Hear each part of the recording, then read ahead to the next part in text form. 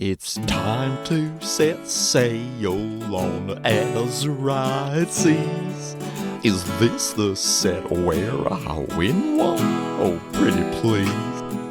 I trigger our island and it looks like my time, but then Oswald flips a lucky dime. Come on now, let's play some Lorcana. Just smash me fox into pirate Moana. We'll link in quest and never stop. Sing half a lumps like jumbo pops. A smorgasbord of lore and Lorcana. Katie, how was Set Champs? We didn't go to him. What? Brett, how was Set Champs for you? We didn't go to one. Oh, no. Man, that was annoying. We're going to be talking about lots of annoying things today. Yeah. Hopefully it won't be annoying to listen to. We're just going to be discussing things that are annoying here on Smorcana. I'm Brett. I'm annoying. I'm Katie. And we're here to talk about Lorcana strategy, Disney factoids, and some snacks, and whatever else we feel like. Because we do what we want here. You know that's right. We live by the seat of our pants. We do whatever we want to do. We do a lot of planning, but we plan to do things by the seat of our pants. Yeah. Pants. Hey, Brett. Yeah? Why didn't we go to Set Champs? Katie, you had to go to the emergency room on Friday. I did. And then we had to rest up over the weekend. Yeah. It was from some very minor complications. You're doing okay now, right? I'm doing okay now. But there were some complications because of what? Because... Where's all that music coming from?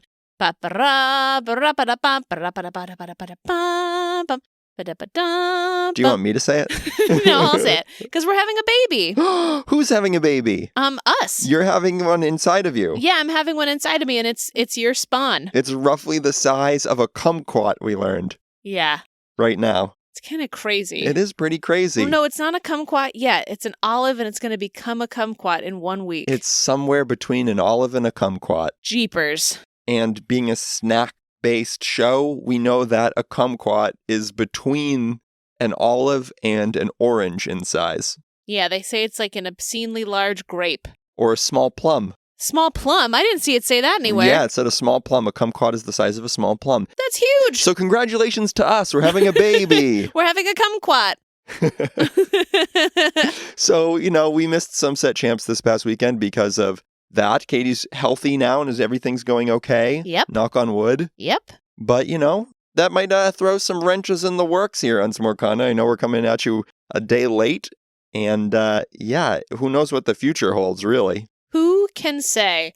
All we know is that the future indubitably holds more snacks. As there will be a third mouth to eat snacks, we will necessarily have more. And thankfully, with that third mouth on the way, we have a tip-top jar. Ooh, what's a tip-top jar? It's where, if you are so inclined, you can dunk a couple dollars in the online tip jar, and then we get that money. Like, if you think that you're having fun because of us for any amount of time, you could be like, that was cool. I enjoyed that about as much as I enjoyed my Starbucks coffee the other day. And because I tipped my barista $1, maybe I'll tip Katie and Brett $1. How's it going on the tip top jar? How much have we raised so far? We've raised $0. Yeah. Oh, yeah. All that means is that you could be the first. You could be the very first. And you could think of it like a snack. Like you're dunking a cookie into a cup of milk. If you want to be a part of the process of growing our baby from the size of a kumquat to the size of an orange, hop on to tiptopjar.com/smorcana. Katie, what else is going on in the world of Disney? So much.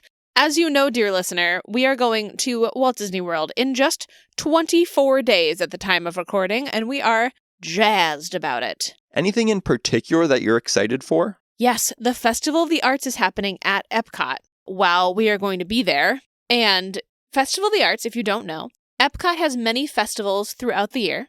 The Festival of the Arts is focused on the culinary arts, the performing arts, and visual arts. We might do a arts-themed episode of Smorcana as our trip draws closer. Indeed, we should do that. That would be so fun. We should say, though, before we move on, that there is a s'more cannoli at the Festival of the Arts. Yes, we'll be there for the Festival of the Arts. They have all kinds of cool foods just made for that festival that you can only get during the festival. At Happy Italy booth, they have a s'more cannoli. Oh, I want that. Me too. It's rare to find s'more stuff outside of the summer season. A cannoli is s'more adjacent as it is, I think. Yeah. Yeah. I mean, instead of a marshmallow, it's cheese. But it's still like a fluffy, sweet, white thing. Yep. And you've still got chocolate. Usually. And then you've got a crunchy vessel. That is the same color as graham. So I think it's a natural fit to have a s'more cannoli. I'm very excited to try it. I hear you there. I'm excited for it too. How about in the world of Lorcana? Lots of news, Catherine. So much, Breton. So much. We've got dual ink cards. Dual ink cards. Now, this is something that some folks have been predicting for quite some time. And we finally got confirmation in the form of a few spoilers from the upcoming Arcasia's Island set. What have we seen so far, Brett? We saw Lady, who is an amber, emerald, cute little puppy character. What a dog. Miss Park Avenue herself. She looks great. Very strong card, I think. She's a 5-cost, uninkable 4/4 quest for 2, and when you play her, you get to retrieve 2 2-cost or less characters from your discard. Very, very strong, and slots seamlessly into an amber emerald tempo/aggressive strategy. I think that's going to be a really fun deck to play. You can build around Lady for sure. Yeah, I'm excited for a little creature deck. Anything that allows you to swarm puppies onto the board, that's okay in my book. Yes. Now, they haven't confirmed this yet, but I think Lady serves as confirmation that these dual ink cards are going to require you to play both of those ink colors in your deck. Yes. So, for instance, you can't put Lady in an amber sapphire deck. You must put her in specifically an amber emerald deck. And honestly, I kind of like that. I like that there's a little bit of guidance when selecting your ink combo if you want to use that card, right? If you really want to use Lady, that decision's already made for you, and then you just move on. It's going to help fledgling deck builders for sure. They'll have a card that they like. It tells you what inks you need to play that card. It'll help folks build decks for the first time, so I think that's one of the plus sides. Another dual ink card that we saw was Beast. Beast! Where Lady looks very powerful, this Beast looks not so powerful. Does he look great? Is it a theme win? Absolutely. He's an inventor. He's getting discouraged with his items and he wants to, throw them out and have a little temper tantrum. But in terms of gameplay, woof. Beast is a 6-cost uninkable character with 5 strength, 5 willpower, quests for 2, and he has the ability to exert and pay 2 and discard 2 of your items from play. Banish 2 of your items from play to deal 5 damage to a character. Yeah, it's not great. Talk about jumping through a whole bunch of hoops. Yeah, I don't see him making it long at all. He's too much of a hat on a hat there. We're adding too much to that deal. Yeah, so I'm hoping that he is not indicative of the power level of some of these cards. I think, I would love to see some of these underrepresented ink colors really make a splash. Now, he's a ruby sapphire character, so they don't need a lot of help. So I'm okay with, that particular ink color pairing not getting super powerful dual ink cards. Yes, I am also comfortable with that. It's time that Ruby Sapphire gets taken down a peg, for sure. I'm also excited in general by these dual ink cards because I can't wait to see what kind of wild theme night we have at Diversions where you have to play a dual ink card in your deck. I can just see that coming. And at other stores too, I could definitely see there being some kind of a theme night where you have to play a dual ink deck. Yeah, I'm curious to see how they implement these in the new set, how many of these cards there will be.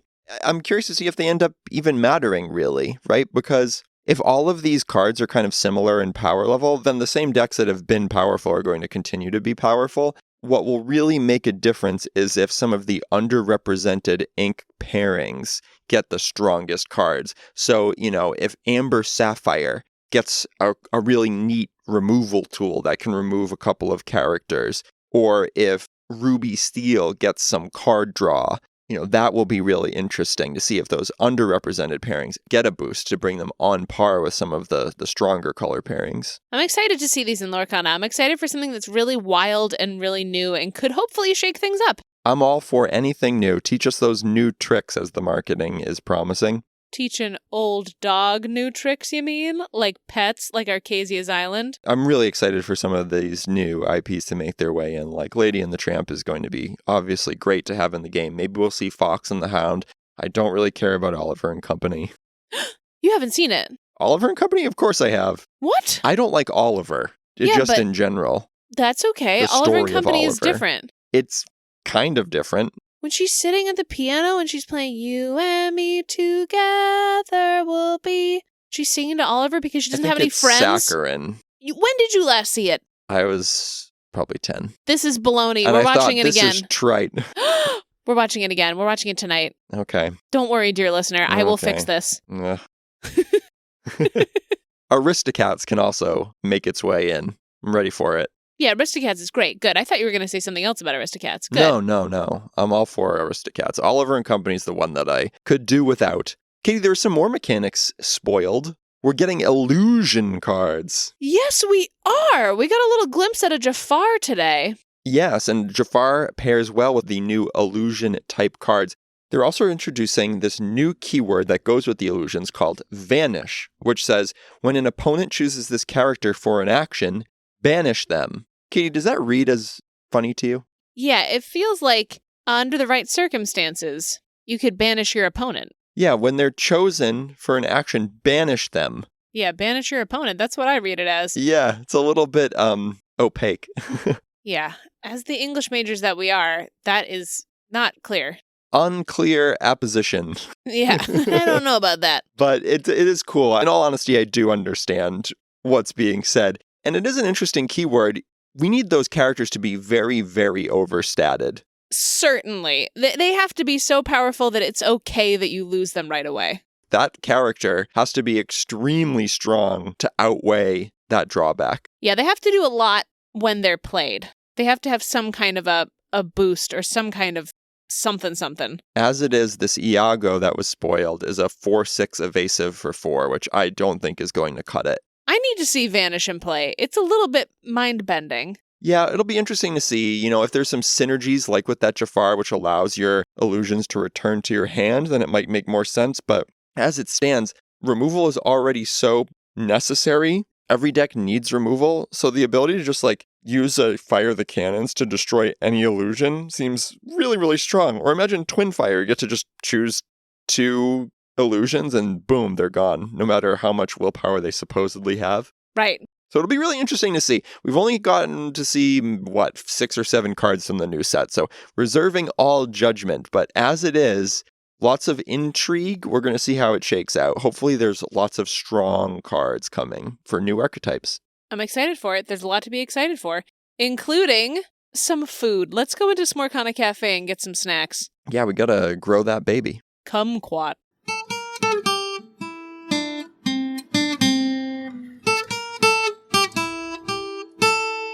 Bonsoir, Madame and Monsieur. It is very good to see you tonight. How are you doing? We're doing pretty well, Francois. I'm glad to hear it. And what can I perhaps get started for you? Francois, all I want more than anything in the world is just Cheez-Its. Excusez-moi?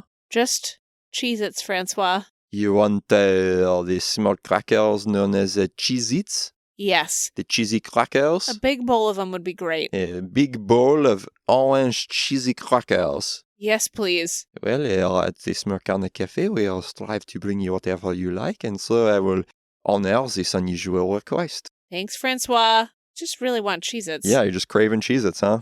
Yeah. You've been housing Cheez-Its morning, noon, and night. Well, it's not easy. Hey, I'm not complaining. Whatever you want. Yep. Hey, Brett. What? You got babies on the mind? Yeah, I mean, obviously. Why? Because you're pregnant? Oh, right. So, what are the best babies in Lorcana?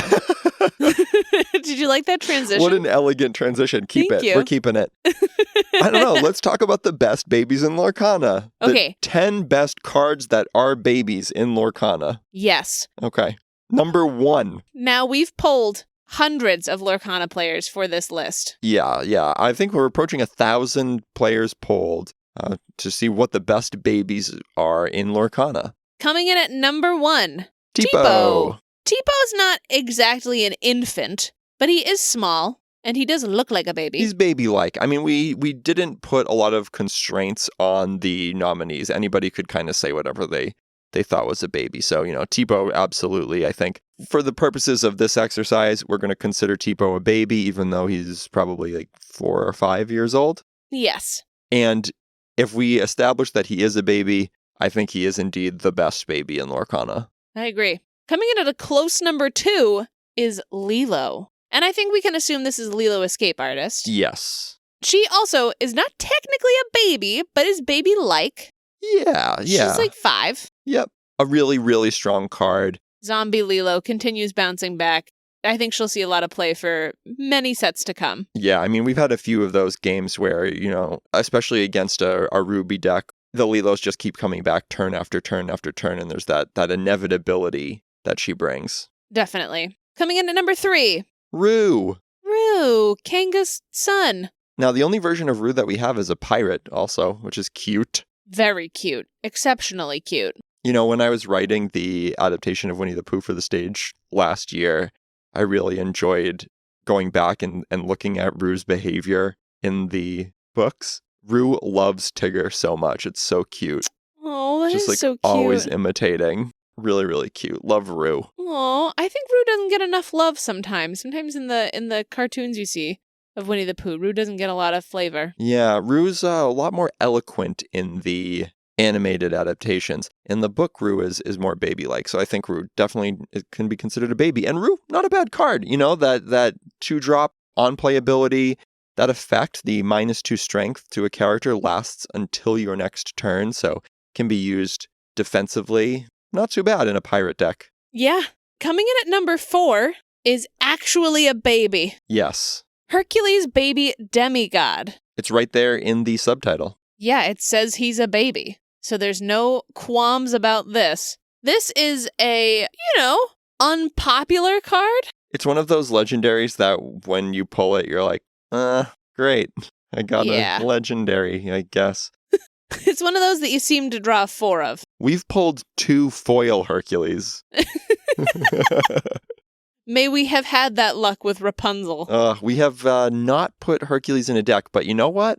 I'm inspired, I think. I think I want to make a baby deck. I want to make a baby Herc deck. Yeah, make a baby deck. And you know what? Meg, the 5-drop Meg, curves right into this Hercules. Not too bad. Could be worse. That's true. Has Ward. Yeah, not terrible. And I think all babies should have Ward. I think all babies do have Ward. I think one of the sad realities of life is that not all babies do have Ward. That's the end of the episode, everybody. And the end of the podcast. We're going to go sit in the dark and think about things. All right. What's the 5th best baby in Lorcana? Chip, the teacup. Yes, the little boy who's been turned into a teacup. Is Chip a glorious card? No. But you can do worse than a 2/2 that costs 1. Yeah, Chip used to get used in decks. And someday Floodborn Chip will come. He's just like a hardened black cup who's seen some stuff. Yeah, he's all scuzzed up. Either that or it's like the Floodborn Chip is like he's graduated and now he's like a Stein. But he's still got a little chip. Oh, he should be a little Stein with a chip. No, a big beer Stein. Yeah. I just meant Lil Stein. He doesn't dream of becoming a boy again. He dreams of graduating into a huge cup instead of a little teacup. His mom's a human, but he still wants to be a cup. Yeah. He chooses not to change. Yeah. Chip, the 5th best baby in Lorcana. What comes in at number 6, Brett? Number 6 is Gaston's own baby, LeFou. What? Yeah, LeFou. Now, LeFou's old enough to talk and to hold a torch, etc., etc. But, being that little baby that does support Gaston throughout the movie, not the greatest card, but I enjoy the Ruby LeFou's ability to ready his papa. His papa? Yeah. That's so true. If you go back and you rewatch Beauty and the Beast, everybody, it's pretty clear that LeFou is a baby. Just take a look at his face. Maybe he has a full face of teeth, but that doesn't mean he's not a baby. Yeah. I mean, again, this is kind of loose. I mean, we said that Tipo's about 4 or 5 and Lilo's 5 or 6. So LeFou's probably, at 3 or 4. So I think that falls well within the parameters. Now, it's not LeFou's fault that he's an especially unattractive baby with a bulbous nose. Not all babies are cute. So we can hope that LeFou will grow up to look like his dad someday. Yes. All right, number 7, Katie. We've got Dalmatian Puppy C. Dalmatian Puppy C. What a cute baby. Woo! Way better than A or B. Now, A, B, D, and E, I would say are horrible. D and E aren't even worth acknowledging. Yeah, we can pretty much forget that those exist. But C, now if you're looking to make that Dalmatian puppy deck, I would say that you should go for 99 copies of Dalmatian Puppy C. Throw all the other ones you have in the trash. Just significantly stronger than the other Dalmatian puppies. So there's really not much merit to the other Dalmatian puppies. It's sad that somebody wasted their time drawing the other iterations. Indeed. All right. Moving on, number 8, the 8th best baby in Lorcana is Friar Tuck. Friar Tuck, look at that big baby. So cute. He's all wrapped up, Yep, all swaddling swaddled, clothes. hasn't grown any hair on top of his head yet. So cute. The big pudgy cheeks. Yeah. He's huge. Not dissimilar to the 9th best baby in Lorcana, Chen Po. Chen Po. Now, What a Chen good baby. Po is, in the 99th percentile for height and weight and head size and, circumference, hand size. Is definitely a big baby. Yes, Chen Po is a strong, confident, sweet-hearted baby. With 7 butt. Got a big butt. Is that the biggest baby butt? It is. On this list, the biggest baby butt is Chen Po's baby butt. I hate to bring this up to you, Brett. Yeah. You're not going to like number 10. Oh, goodness. Coming in at number 10 is Noi, acrobatic baby. Acrobatic baby. Noi. Sorry. Look, I can't blame the listeners here. Noi is a baby. Like it or not, Noi's a baby. And you should be happy that Noi's number 10. There's a wide gulf between Chen Po and Noi. I couldn't agree with you more. There are no other babies below Noi, right? We didn't miss any babies. There aren't any babies we aren't including. No, there aren't. We went through all the babies. Okay, so at least Noi's the worst baby, but still, it shouldn't be on a list of the best babies. We should have just stopped at 9. Are you crying? I am. I just don't know why Noi keeps making it into the podcast, because I just think of there are so many wonderful stories to tell, and we just keep telling Noi's story, and it's disgusting. Yeah, right. Well, we're going to give Brett a second to calm down here while we finish our Cheez-Its here. Let's move on to the main course.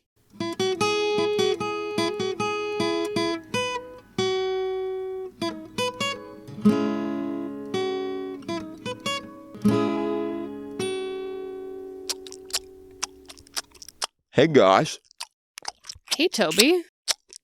how's it going? Good. What are you doing? Francois said that you just wanted a refill on those Cheez-Its. Yeah, that'd be great. And if you have any mac and cheese, we'll take that too. Oh, all right, yeah, we've got mac and cheese. I love mac and cheese. I'll be right back with that.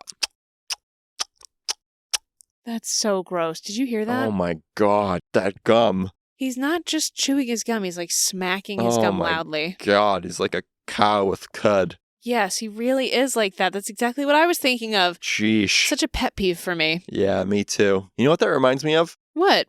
The many pet peeves that could arise when you're playing or talking about Lorcana.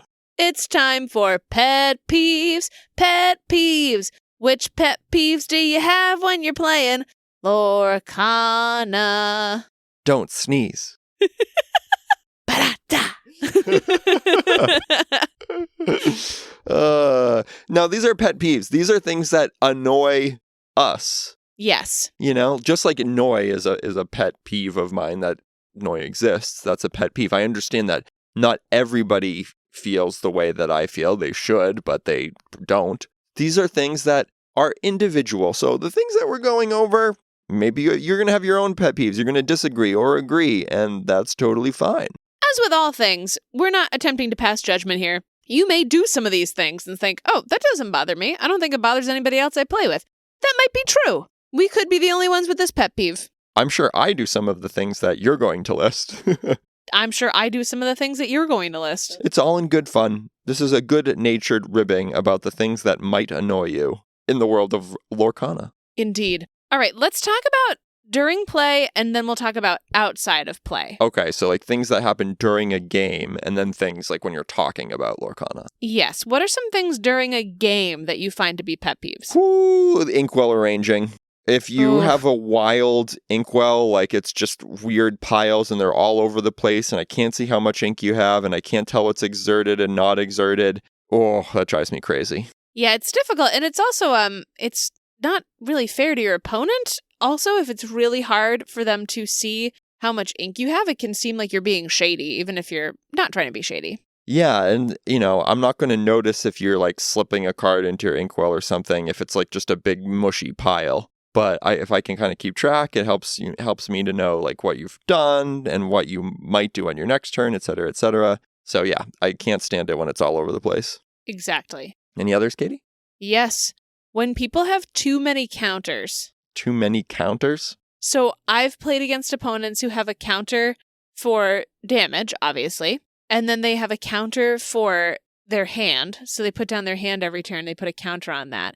And then they have a counter if something's exerted, or they have a counter if something's been given ward or evasive.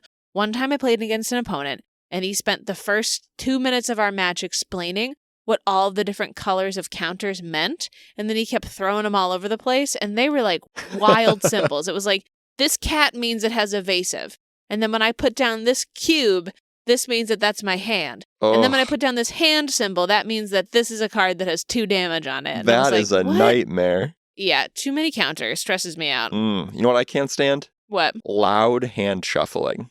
Oof, that's tough. You mean the like smack, smack, smack, smack, Yeah, smack, smack? yeah, when you're shuffling the cards in your hand, like, loudly. Now, I don't mind, fanning them out and unfanning them, like, I do that, or, like, just kind of slowly putting one card behind another one, fine. But the repeated, like, thwap, thwap, thwap, thwap, thwap, thwap, thwap, thwap, thwap, thwap, thwap, thwap, like, that drives me crazy. Yeah, the snapping is really frustrating. And especially because it feels like they're going to hurt the cards. And that's Yeah. upsetting to watch. Yeah. My next pet peeve is sometimes the way that people pass the turn, Okay. right? Either someone will pass without saying anything and they'll nod at you. And that's like a little bit of a pet peeve. But when somebody tells me to go instead of telling me to pass, that drives me crazy. I feel like go is like a command. They're telling me like, go do it. Go, go, go, go, go. Yeah. But pass is like, it's to you now. Mm-hmm. I don't know. And, like, for some reason, it drives me nuts. It could be like your go. Like that is okay, right? Like your Yeah. go. But it's when it's just like go. Like that. Yeah, that's terrible. Because then it makes me feel like I'm at a green light and someone honked at me. Okay. And I'm like, whoa, whoa, whoa, whoa. I know it's my turn. I got it. Now, something I do that I try not to do, but I know I do it, is I'll be like, all right, I'm going to ink this card and play that. Okay. Or something like that. Like, I won't say like pass or like your turn or whatever. Like, I'll kind of just like put it into the cadence of what I'm doing and assume that my opponent is picking up that my turn's over. So I need to get better at that, because I'm sure that's a pet peeve that people have, is like, are you saying that you're done with your turn? Sure. Yeah, right. The uncertainty of it all. Speaking of that, I don't like silent players. What do you mean silent players? Like people that won't Who talk? don't talk. It'll be like they'll exert their ink and then like show you a smash, and they'll just like take the smash and like touch your card with the smash and not say anything and just be like, oh, you know that I played smash on that card. Yes, I do know that, but can you just tell me what you're doing? Right. Like exert your ink and be like, okay, I'm going to smash your Tinkerbell. Okay, great, fine, right? And let's go strength here. Like, that's fine even. Right. Yeah, you don't have to dictate everything that's on the card, but you should be saying what's happening. It's the complete silence that drives me crazy. Yeah, that's really frustrating, because that only leads you to then ask clarifying questions, and they end up having to say it anyways. Yep. That's annoying. That's also a pet peeve of mine. Like, if you want to play silently, like, go home and play on Lorcanito. Right. Not here. It's a social game, folks. Yeah, tell me what you're doing, dude. Just say anything. Like, literally anything. It doesn't even have to be about the game, but like the complete silent player, drives me crazy. Yes. I've got one more here for during play. Okay. When people have food or drinks or hair on their playmat. Like a dirty playmat. Yeah. And I, again, am a big, big, big champion of having snacks and drinks while you play Lorcana. I am not saying you shouldn't be doing that. I'm saying you've got like an open, crumbly granola bar on your mat and a coffee on your mat. And then you have a hair on your mat. I played a game a couple weeks ago against someone who had a long piece of hair right in the middle of their mat. And the whole game, they didn't move the piece of hair. How did you control yourself from not reaching over and taking the hair off their mat? Have no idea. That is some restraint. Because it was like a brightly colored mat, and it was like a dark piece of hair. And I was like, oh my gosh. And then he put his ink in that hair. And I was like, you must see it then. You must see it too. Maybe not. Maybe it was a trick of the light, you know? I don't know. But I tell you, I don't know what happened in that game because I was zeroed in on the hair. See, there's a lot that goes into becoming a good Lorcana player. And I think part of it is just being able to ignore certain things, tune out some surroundings. I agree. It is hard. All right, so that's what can happen during a game. I'm sure y'all have your own pet peeves. Those are just some of the things that drive us a little crazy. And not really, really crazy, right? Like, we're not like, oh my God, I can't stand playing Lorcana because of these things. It's just like, it gets under your skin, you know? It makes you want to scream. Yes. But what about some things outside of actual gameplay, like just talking about Lorcana? Because there's a whole other set of pet peeves. Yeah. What do you have for this? I cannot stand, I don't know if it's a meme or like what you would call it, the idiom, the online idiom of things, quote, going burr. I have not heard this. I don't know what this means. Goodness. It's basically means like when something just does what it does and it's you don't have to think about it and it's really easy. So you'd be like, say I'm trying to beat Diggy Diggy Hole. And I'm like, how do I beat Diggy Hole? And somebody goes like, Calhoun go burr. Yeah. Meaning like Calhoun will win you the game, or like Cogsworth go burr. So weird. Like burr doesn't make any sense to me. Just say what you mean. Just say that this card is good against the thing. Yeah. Ugh, go burr. God, it's awful. Awful. You've got a couple other phrases here that I have not heard before. Qual. Qual drives me up a wall. What does qual mean? It's short for qualify. Oh. Yeah, I go to qual. I almost qualled. I'm going to qual for Worlds, qual for Nationals. Yeah, that's tough. Just say qualified. Oh my goodness. That is tough. I hear you there. It's only been in like the past year or so that I've started hearing that. Up the wall. Qual drives me up the wall. Up the qual. Yep. Another phrase drives me crazy.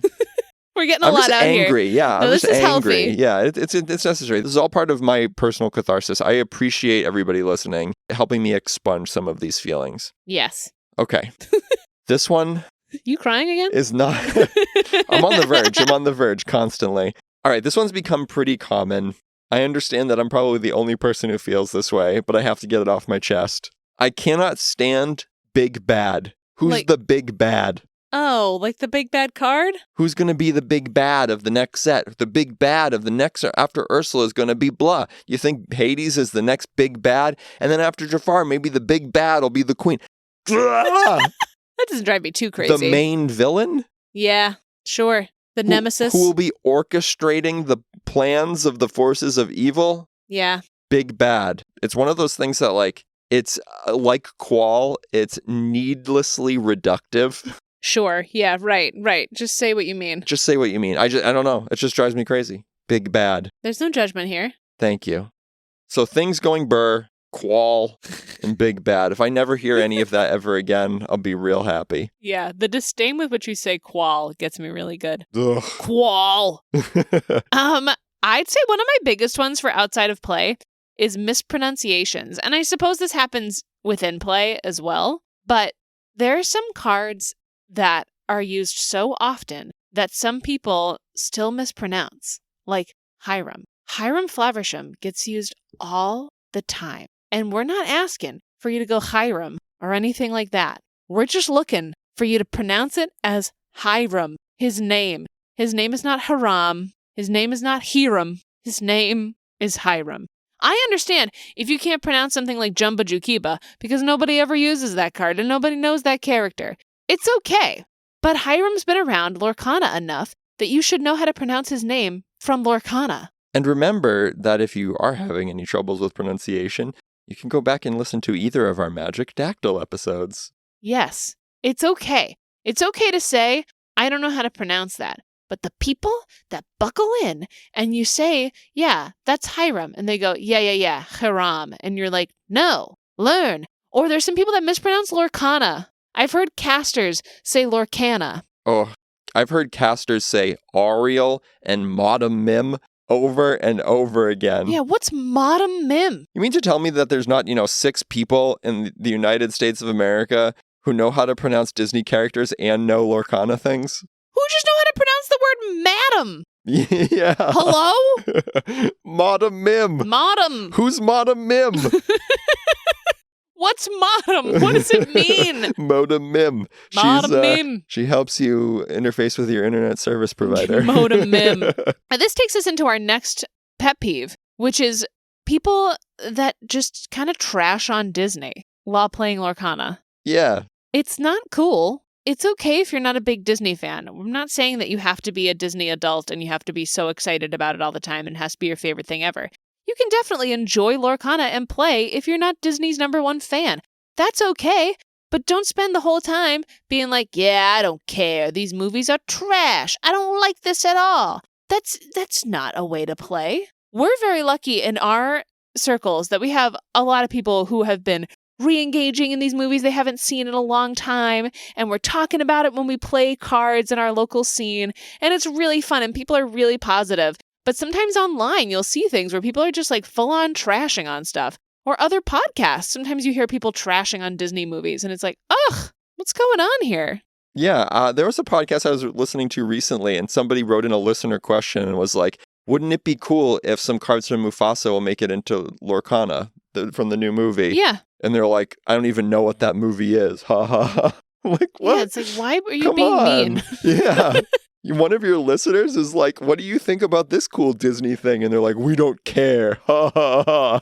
You know what we have to say to that? We care. We care. Don't listen to that. Don't listen to Podcana. I mean, what? wait, what? Oops. It's funny because I really do love Podcana. Like, I think they have great insight and they have great guests, and it's always an engaging listen. But, again, these are pet peeves. They're things that aren't actually harmful. It's just things that grind our gears in particular. Exactly. There's one more here for us. Ah, yes. I can't stand it when people say that they haven't played card games before when they have. Yeah, like what? This might be an actual peeve and not a pet peeve. Because on at least 2 occasions in the past 6 months, there have been stories of players who say that they haven't played card games, but then do extremely well at multiple events and then are found to have cheated. Yeah, it's just like, I don't know, why flex? Why needlessly flex like that? Just say that you're good at playing cards. Yeah. That's okay. No one's going to treat you differently necessarily, right? Like, you're still playing against that opponent, and that opponent's still going to do their best to win. So why are you lying? Yeah, you know what? I'm taking this off the pet peeve list. This is just a peeve. We've transferred it straight into peeves, everybody. Buckle up. We got 6 more hours. Peeve territory. This might have to be a whole other episode. We've unlocked peeves.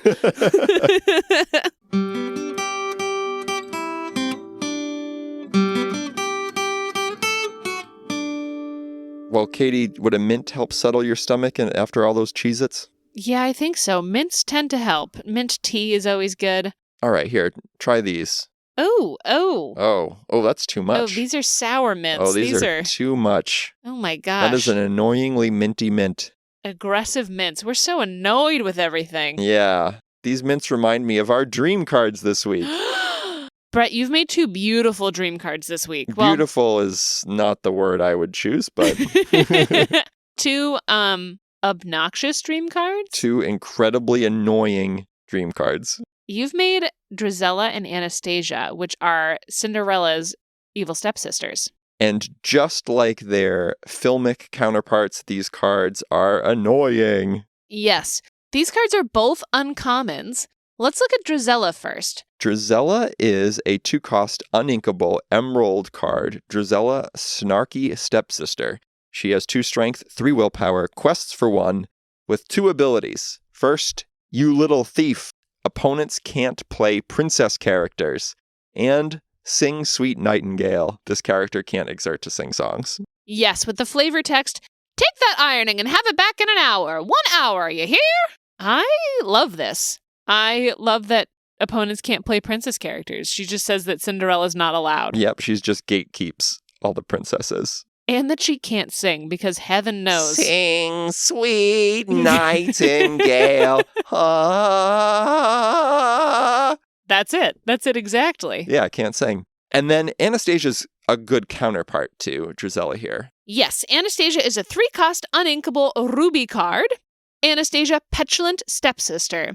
She has 2 strength and 3 willpower. She is a story-born villain. She has 2 abilities as well. The first is Hold My Broom. Opponents can't play items. And the second ability is the same as her sister. Sing Sweet Nightingale. This character can't exert to sing songs. With the flavor text, oh, and look, that's my sash. Wearing my sash, she can't. Awful. They're just so mean to Cinderella. Yes. Cinderella did nothing to them. But super annoying cards for your opponent, huh? Yes. I appreciate that Anastasia costs 3 versus Drizella costing 2. I think Anastasia is just a smidge more powerful because she's a little more flexible, right? With opponents not being able to play items. I can definitely see that being used. And it gives an ability to Ruby that they don't have otherwise, right? So normally against a Ruby deck, you know your items are going to be safe. And even with Anastasia, if you do play an item, it's still safe, right? It's just that she gives them an option to have some counterplay against item decks. Anastasia, I could see being a lot of fun if you're playing Ruby Sapphire and you're playing in a mirror against another Ruby Sapphire. You toss a couple Anastasias in there and really mess up all their items. That uninkability is going to really, really hurt because in a matchup against an opponent without items, she becomes just a 3-cost 2/3 that quests for 1 and can't sing. So it has that high risk, high reward with Anastasia. I think that's what makes her interesting. And then I think what's cool about Drizella is that you can time her to prevent your opponent from playing particular cards. I'm thinking of particularly Rapunzel. Yes, definitely. If you're in a bit of a stalemate and you're wary of walking into a Rapunzel trap, you can drop a Drizella and then use your characters without fear of retribution or knowing that your opponent would have to remove Drizella in order to get their Rapunzel to trigger. Definitely. And I mean, that could even stop some shift lines, right? If you've got a Mulan or if you've got a Cinderella out there and you don't want to see a shift. I would be excited about both of these cards. Yeah, super annoying for your opponent, but you can deal with them, right? The word of today is annoying.